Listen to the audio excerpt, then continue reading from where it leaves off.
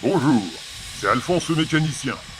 J'ai été embauché par la compagnie de chemin de fer d'intérêt local à Crémaillère de la Turbie. Je remplace un collègue et ce boulot est bienvenu pour prolonger mon séjour ici. Je vais amener des touristes à la Turbie, 470 mètres plus haut. La machine, comme les trois autres, a été fabriquée par la Société alsacienne de construction mécanique à Belfort. C'est une 020T adaptée pour la crémaillère. Une roue dentée sous le châssis et une chaudière inclinée pour avoir le bon niveau d'eau en montée. On va pousser une voiture de 60 places à 2 classes. Notre gare de départ est située juste à la frontière avec le riche quartier de Monte-Carlo. Monaco n'a pas voulu que la gare soit construite sur son territoire. Alors elle est à Beau-Soleil, en France. Beau-Soleil, c'est l'ancienne Monte-Carlo supérieure qui a changé de nom en 1904. Vous voyez le tramway électrique? Il est à Crémaillère et date de 1903.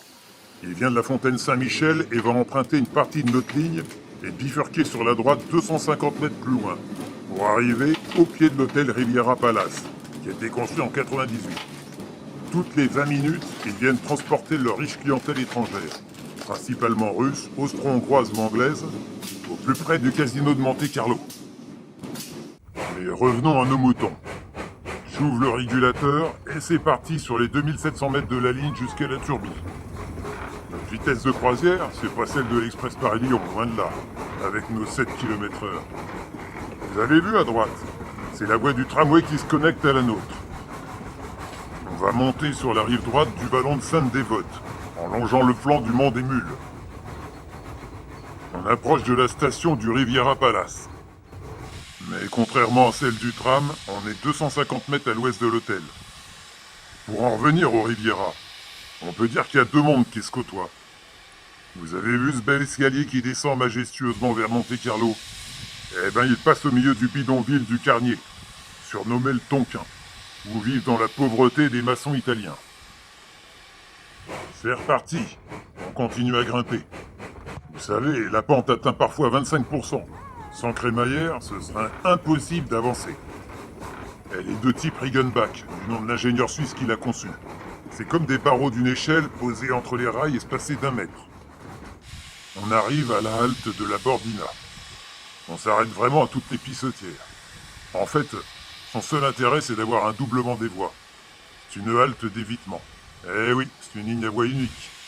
Alors à cet endroit, on peut se croiser. D'ailleurs, voilà une rame qui descend sur Monte-Carlo. On continue notre montée, et d'ici, on a une belle vue sur le rocher de Monaco. En face de nous, c'est le Mont Bataille. On attaque le viaduc qui fait 60 mètres de long. En même temps, on fait un grand arc de cercle qui va nous amener à la Turbie, et qu'on voit bien d'ici. C'est ce qu'on appelle le Grand Cintre. Avant la crémaillère, qui a été ouverte en février 1994, la liaison entre la Turbie et Monaco se faisait par des chemins muletiers peu praticables.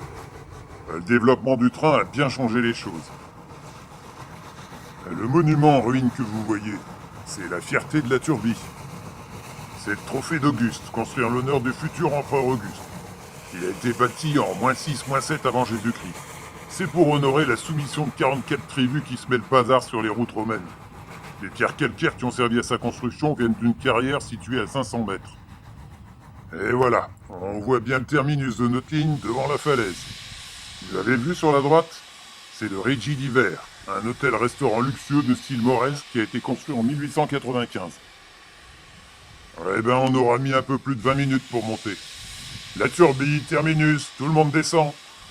N'oubliez pas de faire un tour au Belvédère. Vous avez une vue imprenable sur Monaco, le Cap Martin et la côte italienne. Quant à moi, je vais redescendre sur Beau-Soleil et prendre un canon au bistrot de la gare. Avec cette chaleur, ça va faire du bien. Vous avez le bonjour d'Alphonse. À la revoyure!